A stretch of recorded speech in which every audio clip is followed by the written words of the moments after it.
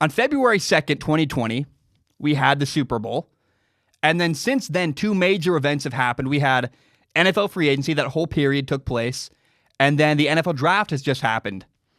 And some teams since, in that time frame, free agency and the NFL draft, they added a bunch of really quality players and have gotten dramatically better, those teams. I want to give them a shout out. I want to talk about those teams and give them some recognition. Now, I do want to say first, there might be some teams I'm leaving out. I might be overlooking somebody. If I am, and you're listening or watching, send me a message, comment, however you can get a hold of me. Let me know what teams I'm forgetting when I talk about them, because I am happy to make a follow-up topic and talk about the other teams that got better in the NFL. But these are the teams that really stood out to me after the NFL draft. We'll talk about free agency and the draft. The number one team to me that stands out is the Denver Broncos and the way they have built around their young quarterback, Drew Lock. It really is. I mean, if you're going to build around a young quarterback, do what the Denver Broncos have done. Pay attention, listen to this. It started in free agency. They added Graham Glasgow, a guard from the Lions. They gave him a 4-year deal. He's 27 years old. Bam, made their offensive line better. They also signed running back Melvin Gordon from the Chargers. And then in the NFL draft, the first two picks by the Denver Broncos were spent on receivers. Number one, in the first round, they got Jerry Jeudy, 15th overall. Loved that move. And then in the second round, they got KJ Hamler, a receiver from Penn State. And in total, when you take a step back, this is the new look Denver Broncos offense.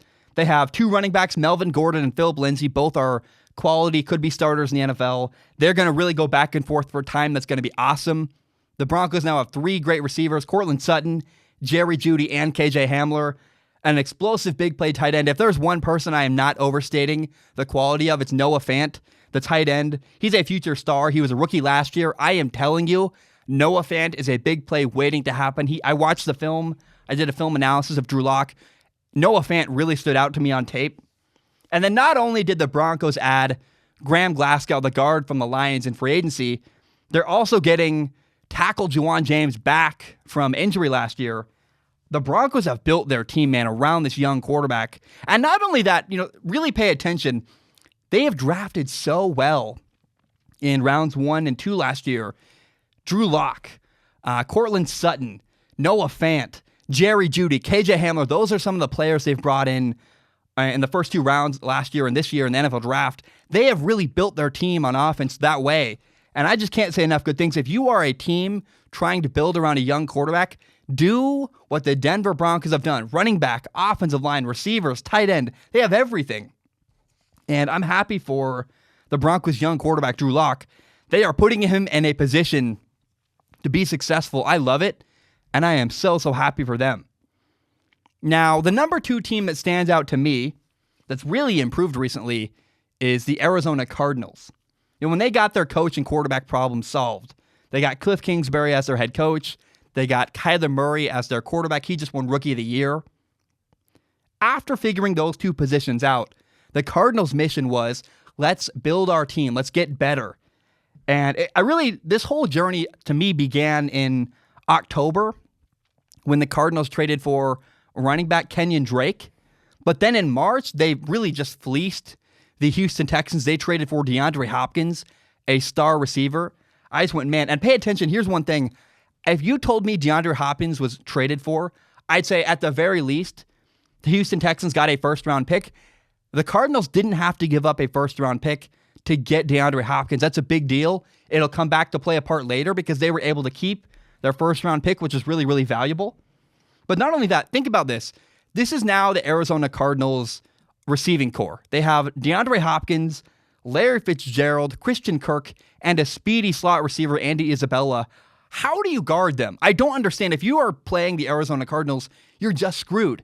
You take away, maybe your mission is, okay, they have DeAndre Hopkins, we'll take away DeAndre Hopkins. Well, they have Christian Kirk. They also have Larry Fitzgerald, and Andy Isabella can destroy you in man-to-man coverage. You're just not in a good place. If you play against the Arizona Cardinals, you're going to have a really hard time stopping their offense, especially with Cliff Kingsbury's scheme. I mean, I just feel so bad for defenses out to play the Cardinals. But they also made their defense better. They signed defensive tackle Jordan Phillips to a 3-year deal. And then here's where that draft pick plays a really big part. They kept their first-round draft pick. And in the draft, number 8 overall in the first round, the Cardinals drafted Isaiah Simmons, a linebacker out of Clemson. And, I mean, he's going to really help them with 2 players in particular. The Cardinals twice a year play the Seattle Seahawks twice and the 49ers twice. So that's 4 total games. And Isaiah Simmons is an incredible, incredible athlete. So he's going to help against the 49ers because he can guard in man coverage George Kittle, the 49ers' really good tight end. And then because he's so fast sideline to sideline, he's going to help corral the Seahawks quarterback Russell Wilson because Russell Wilson loves to run around and extend plays. I can't say enough good things about the direction that the Arizona Cardinals are headed in. They are building their team the right way. They also drafted Lekai Fotu, a defensive tackle from Utah. And then possibly the steal of the draft. I mean, this is a pick that should not be overlooked. They drafted Evan Weaver, a linebacker from Cal. Look, I love the Evan Weaver pick. I'm about to make a comparison I think is not really quite fair, and it's over the top. I acknowledge everything I'm saying, and I realize it's a big deal.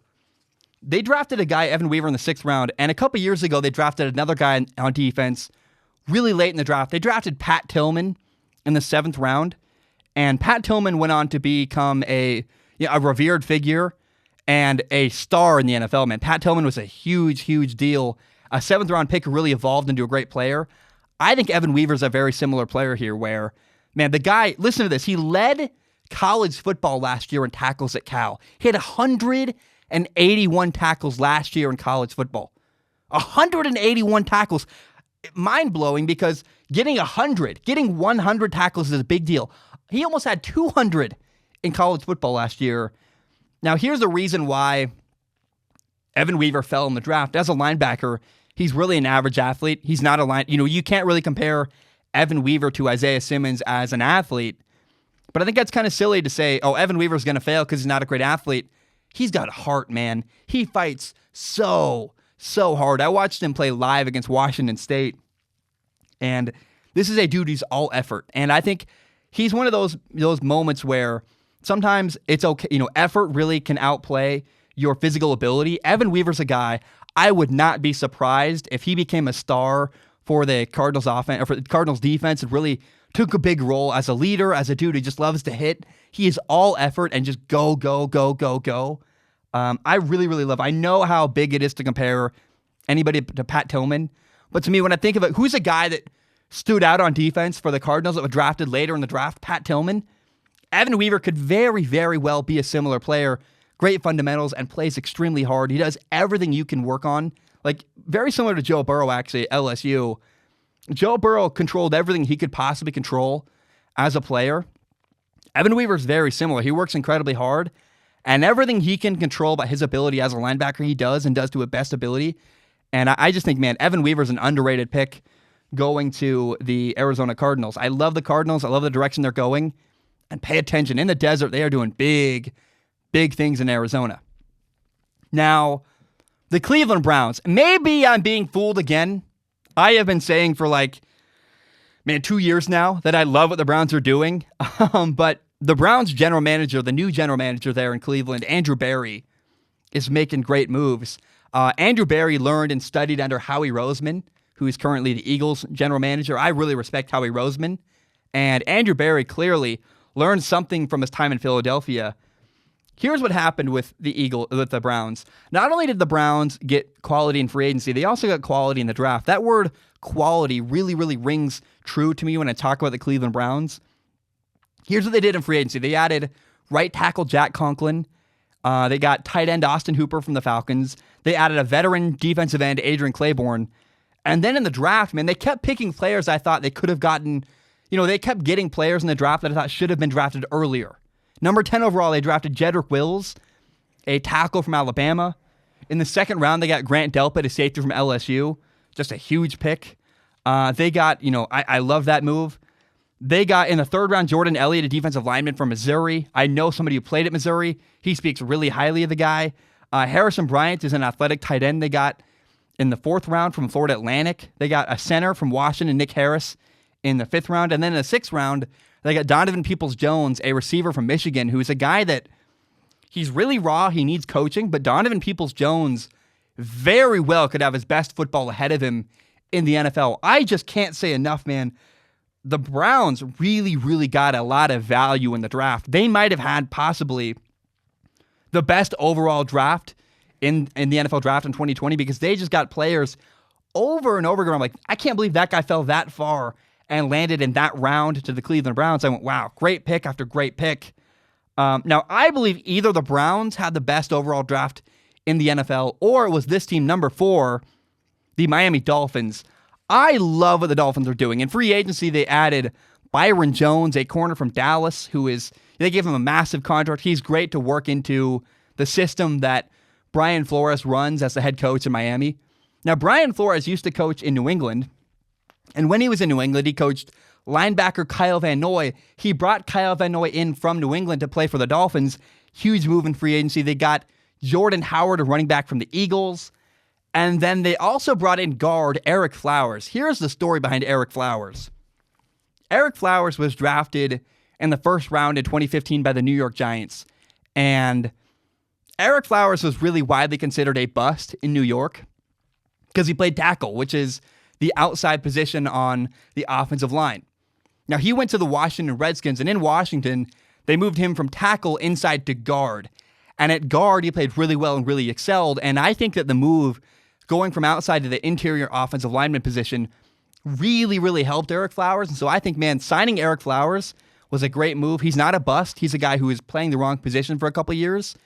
And Ereck Flowers, man, I think makes the Dolphins' offensive line immediately much better. When you look back at the 4 players, at least 4 starters were added in free agency by the Miami Dolphins. They got Byron Jones, Kyle Van Noy, Ereck Flowers, and Jordan Howard. I love everything they did in free agency in Miami.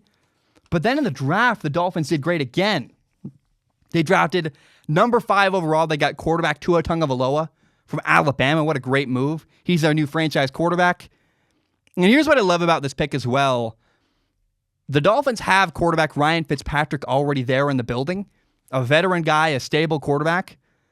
And the benefit there is they can play Ryan Fitzpatrick week 1, and there is no rush at all to get Tua on the field. Even if he doesn't play at all next year, I'm not concerned because Ryan Fitzpatrick's a good quality quarterback, and having Tua sit and learn behind him is going to be so helpful. We see a lot of quarterbacks get drafted early on, thrown to the fire week 1, and it's not a problem. A lot of guys do well.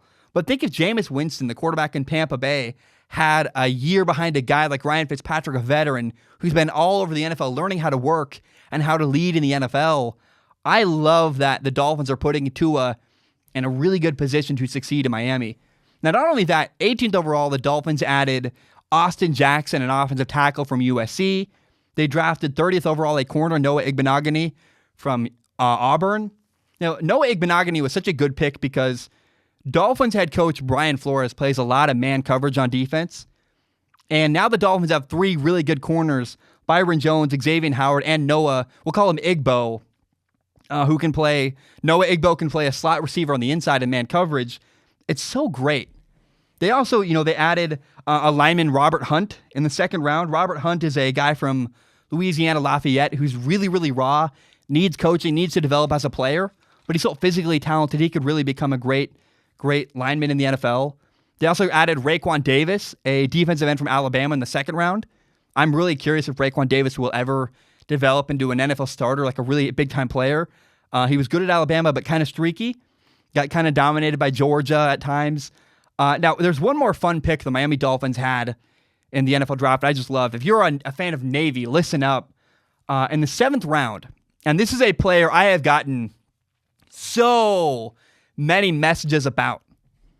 In the 7th round, the Dolphins drafted Malcolm Perry. He's listed as a running back. He's just a stud athlete. He played quarterback at Navy, the Naval Academy. In 2019, he was the AAC Offensive Player of the Year. And he's a wild card because he's such a good athlete. He makes really big plays. He did in college, at least. And so many people love him. I get so many messages about Malcolm Perry. I'd love to see Malcolm Perry make an impact in Miami, but I'd love the pick because he's so versatile. They can do so many different things with Malcolm Perry. He's a great high-effort level guy, and I would love to see him contribute and make an impact for the Dolphins. But all around, take a step back and look at the Dolphins. In free agency, in the NFL draft, they have made so many high-quality moves I really, really love. I love the culture they're building. I love the head coach. And I love the direction that the Miami Dolphins are headed in. But they added a ton of really great players in the last couple months. Now, the final team that stands out to me, we'll talk about two more. But the final team that stands out to me when I think about teams that have improved in the last couple months, I got to talk about the Tampa Bay Buccaneers. They added quarterback Tom Brady. They brought in tight end Rob Gronkowski. They drafted a tackle Tristan Wirfs from Iowa. They added Antoine Winfield, a junior, a safety from Minnesota in the NFL draft. And it's clear to me that the Tampa Bay Buccaneers are way, way, way better today than they were in January. They just have come a long way as a roster. And I just love what they've done. Adding a quarterback, I just had to mention them because it's so clear to me. I can't talk about teams that have improved without talking about the team that added Tom Brady and got that much better. And that's not just because Tom Brady's good. I mean, they added quality around everywhere. But there's one final nugget I want to talk about, which is that the Carolina Panthers drafted really interestingly. The Panthers added Derek Brown, a defensive lineman from Auburn, in the first round. In the second round, they drafted Yetur Gross-Matos, who's got the coolest name ever. Yetur Gross-Matos is a defensive end from Penn State. And then they also added, by the way, a safety, Jeremy Chin, in the second round as well. But to me, the Panthers' first two picks really say a lot about what they're trying to do as a football team. Because in the Panthers divisions, here are the quarterbacks they play: Tom Brady, Drew Brees, and Matt Ryan. They need to get after the quarterback in Carolina with the Panthers. And so they drafted accordingly, man. They brought in two defensive linemen, the first two picks. And I believe the Panthers need to keep building their roster. I don't think they're ready to win right now, but I love what they're building in Charlotte, North Carolina. They're headed in a really good direction that I like. And I had to give them a shout out. The Panthers, man, are doing really good stuff. And I just love where they're going as a football team. And I love that they recognize we play a ton of really good quarterbacks. We'd better step up and start having a plan to come get after the quarterback. And to me, those are the teams that really stand out to me. Teams that have really gotten better and improved since the Super Bowl on February 2nd, 2020. In case you don't know, Strong Opinion Sports is not just a YouTube channel. It is also a full audio podcast. You can find it on Spotify, on iTunes, on Google Play, pretty much everywhere you find podcasts. And if you like podcasts, please do me a huge favor and give it a listen.